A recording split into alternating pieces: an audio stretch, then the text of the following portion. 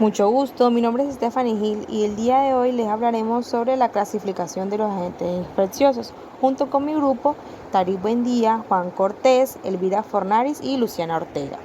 Los agentes infecciosos presentan una amplia variedad de clases y presentan también una gran variedad de espectros de tamaño. Podemos encontrar desde proteínas priónicas de 20 nanómetros hasta tenias de hasta 10 metros.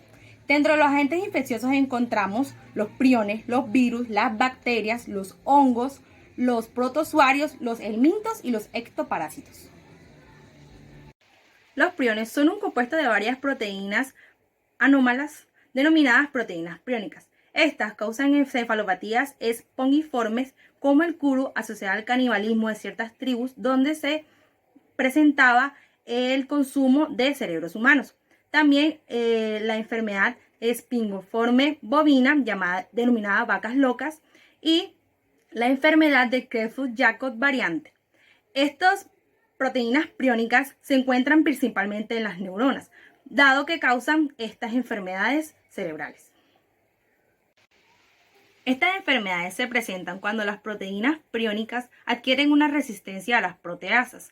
Estas mismas proteínas hacen que las proteínas priónicas normales adquieran sensibilidad, lo que explicaría su característica infecciosa.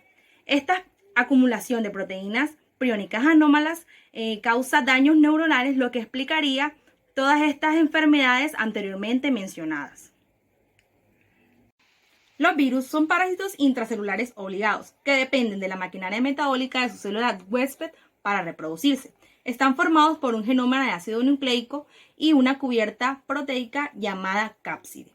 Se clasifican según la composición de ese genoma, si es ADN o ARN, la forma de su cubierta lipídica, si es icosaedro o helicoidal, en su forma de replicación y si tiene presencia o no de cubierta lipídica. Los virus causan diferentes enfermedades en el sistema humano. En el sistema respiratorio, el adenovirus causa infecciones de vías respiratorias altas y bajas como la conjuntivitis. En el sistema digestivo, el rotavirus causa la gastroenteritis infantil. En el sistema con erupciones cutáneas, el virus del sarampión genera el sarampión. En el sistémico, como los trastornos hematopoyéticos, la citomegalovirus genera las enfermedades de inclusiones citomegálicas. En las verrugas cutáneas genitales, el virus del papiloma humano genera condilomas y en el sistema nervioso central, el poliovirus genera la poliomielitis. Otro de los agentes infecciosos son las bacterias. Estas son procariotas, por lo tanto, tienen una membrana celular, pero carecen de núcleos y otros organelos delimitados por la membrana. La mayoría de las bacterias están rodeadas por una pared celular formada por peptidoglucanos y un polímero de cadenas largas de glúcidos unidos por puentes peptídicos que rodean a la membrana. Luego de conocer todas las estructuras que nos mostró nuestra compañera anteriormente, ahora vamos a proseguir con la clasificación de las bacterias. Las bacterias se pueden clasificar según diversos criterios, ya sea por su tinción de Gram, también ya sea por su forma o por sus requerimientos de oxígeno. Entonces vamos a empezar por la clasificación según su tinción. Dentro de esta clasificación vamos a encontrar a las Gram positivas y las Gram negativas. ¿Cuáles van a ser aquellas Gram positivas? Las Gram positivas van a ser todas aquellas que se van a teñir en esta color, cuando se utiliza el colorante de Gram, se van a teñir ya sea de azul oscuro o violeta. ¿A qué se va a deber esta tinción o este color que toman estas bacterias? Se debe a que la pared de estas bacterias está compuesta en un 90% de peptidoglucano que le va a conferir a esa pared un grosor y va a hacer que se retenga ese cristal del colorante. Las Gram negativas, por otra parte, son aquellas que se van a teñir de rojo. Ustedes se preguntarán, ¿por qué se van a teñir de rojos? ¿O por qué unas se teñen de un color y otras de otro? Esta distinción se hace porque las paredes o la composición de estas bacterias es diferente. Las bacterias Gram negativas están envueltas en una cápsula protectora y dentro de esta cápsula protectora van a tener una membrana que las va a estar protegiendo de diversos antibióticos como la penicilina. Entonces por eso es que unas se tiñen de un color y otras de otro. Ahora vamos a proseguir con mi compañera que va. Siguiendo con lo que dijo mi compañera anterior, otra de las clasificaciones de las bacterias son según su forma. Entre estas tenemos a los cocos, que son de forma esférica y pueden vivir individualmente, pero también se pueden agrupar entre ellas. Tenemos a los bacilos, que son en forma de barra, y tenemos a los espirilos, que son de forma helicoidal y en espiral. Bueno, y ya por último vamos a encontrar la clasificación por sus necesidades de oxígeno o sus requerimientos de oxígeno. Dentro de estas vamos a encontrar pues las bacterias aeróbicas y las bacterias anaeróbicas. Dentro de las aeróbicas van a estar todas aquellas que necesiten de oxígeno diatómico, es decir, un gas con 2 átomos de oxígeno para poder sobrevivir y desarrollarse. Entonces, estas bacterias pues van a necesitar oxígeno para poder tener pues su respiración. Dentro de esta clasificación de bacterias aeróbicas también vamos a encontrar unas aeróbicas obligadas, las cuales pues van a necesitar oxígeno para poder desarrollar todas sus actividades. También vamos a encontrar unas llamadas aeróbicas facultativas, que estas necesitan del oxígeno, pero también pueden obtener su energía por mecanismos anaeróbicos. Tenemos las microaerofilas, que estas pues pueden sobrevivir sin el oxígeno, y las aerotolerantes, que pues estas son más que todo anaeróbicas, pero pueden vivir en presencia de oxígeno. Luego tenemos las anaeróbicas, que como su nombre lo dice, pues estas pueden desarrollarse, tener su respiración, obtener su energía y todo sin que haya presencia de oxígeno. Y estas fueron todas las clasificaciones. Ahora mi compañera va a seguir tocando el siguiente tema. Las células pueden sintetizar su propio ADN, ARN y sus proteínas, pero necesitan de un huésped para crecer en condiciones favorables. Entre los tipos de células intracelulares tenemos a las intracelulares facultativas, que estas pueden crecer y reproducirse dentro o fuera de las células del huésped. Y también tenemos a las bacterias intracelulares obligadas, que estas solo pueden crecer dentro de las células del huésped. Claro, y para entender un poco mejor de lo que nos comentaba nuestra compañera anteriormente, pues vamos a tener 2 ejemplos de estas bacterias facultativas obligadas. Entonces, pues ella nos comentaba que estas bacterias van a ser aquellas que van a obtener la mayor parte de su energía de la célula huésped. Entonces tenemos, por ejemplo, la Chlamydia trachomatis, que es la infección que más frecuente causa la esterilidad en las mujeres, porque este provoca una estenosis y provoca unas cicatrices en las trompas de falopio. También esta que puede causar ceguera, debido a que provoca una inflamación en la conjuntiva, y esta inflamación en la conjuntiva puede desencadenar cicatrices y opacificación de la córnea. Ahora, y pues la bacteria Rickettsia, que esta pues ya se va a transmitir a través de vectores artrópodos y van a dañar pues las células endoteliales en donde crecen. Estas pueden causar pues vasculitis hemorrágica, que muchas veces se es visible como una erupción cutánea. Estas también dañan lo que es el sistema nervioso central.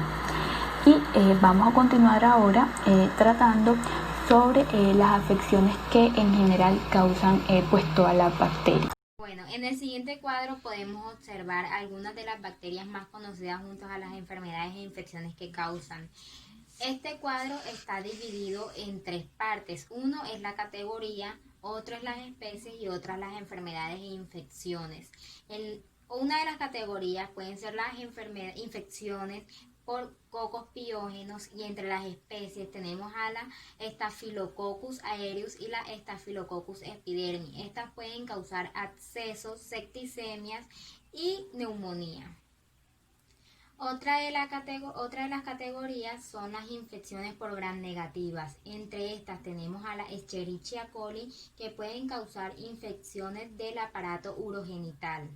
Otra de las categorías es las enfermedades bacterianas contagiosas de la infancia. Entre estas tenemos a la especie de la Haemophilus influenza, que puede causar infecciones en las vías respiratorias altas y bajas. Bueno, otra categoría clínica de las que podemos observar en el cuadro, pues tenemos las infecciones por Clostridium, en las que a esta pues van a pertenecer las especies de Clostridium tetani y de Clostridium botulinum, que respectivamente van a causar lo que es el tétano y el botulismo. También tenemos las infecciones por treponemas, en el que vamos a encontrar como ejemplo la especie de Treponema pallidum, que es el causante principal de la sífilis.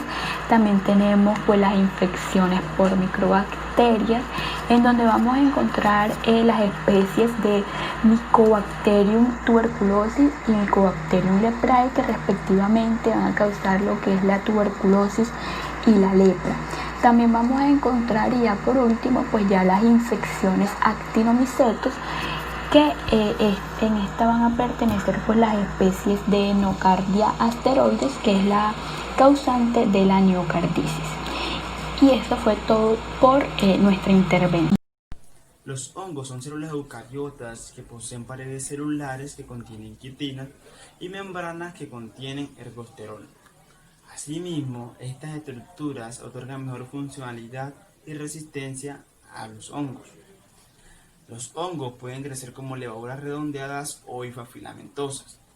Podemos encontrar dos tipos de hifas, las hifas tabicadas y las no tabicadas.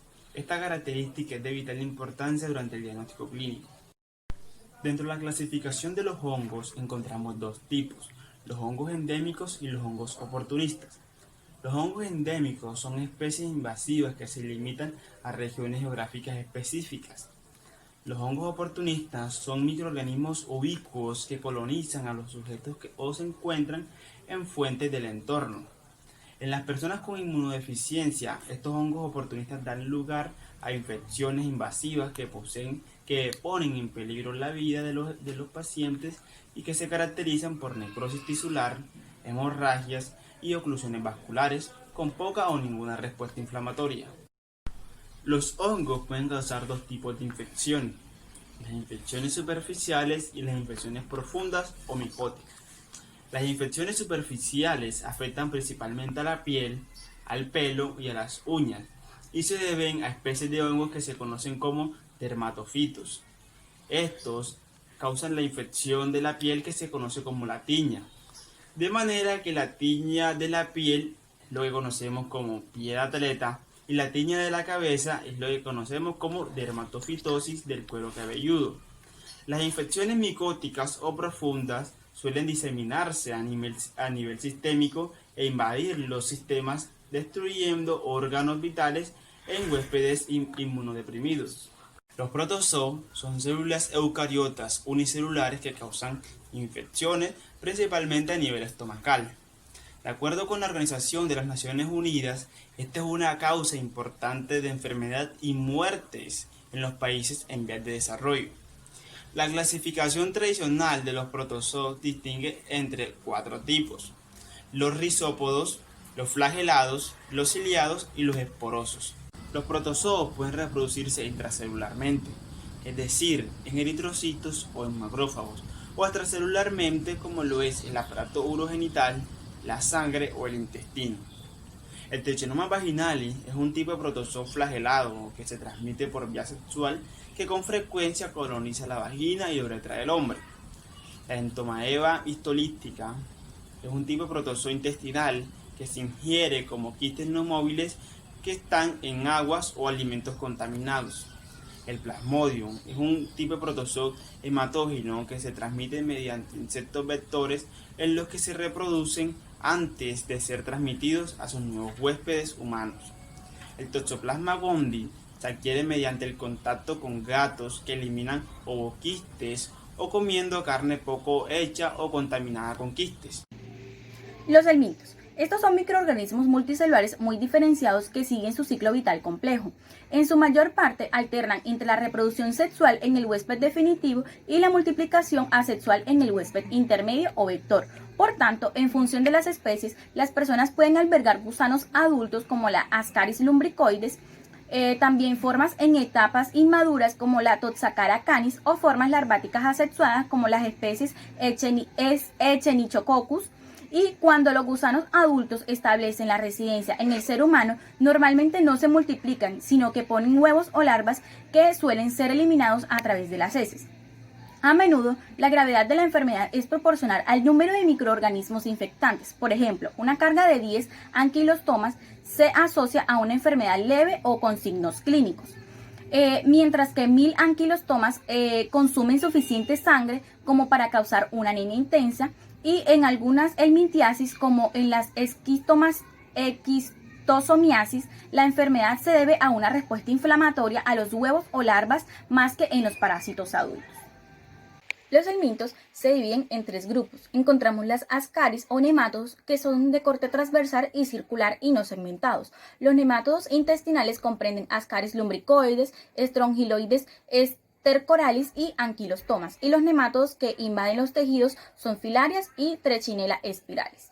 Encontramos las tenias o cestos, que tienen una cabeza escoles y una cinta formada por varios segmentos planos proglótides, y estos absorben la nutrición a través de sus tegumentos y no tienen un tubo digestivo. Este grupo comprende las tenias de pescado, vacas y cerdos que se pueden encontrar en el intestino humano. Las larvas que se desarrollan después de la ingestión de los huevos de algunas tenias pueden provocar enfermedades quísticas dentro de los tejidos. Y por último encontramos las lombrices o tremátodos, que son platelmitos en forma de hoja que se disponen de unas ventosas prominentes que utilizan para adherirse a su huésped, y comprenden la fascícula hepática y pulmonar y los esquistosomas. Los ectoparásitos. Estos son insectos como piojos, chinches y pulgas, o arácnidos como ácaros, garrapatas y arañas. Estos se unen a la piel y viven sobre ella o en su interior. Las enfermedades causadas directamente por artrópodos se caracterizan por prurito o escoriaciones, como la pediculosis causada por los piojos unidos a los cabellos, o la sarna causada por ácaros que excavan en el estrato córneo.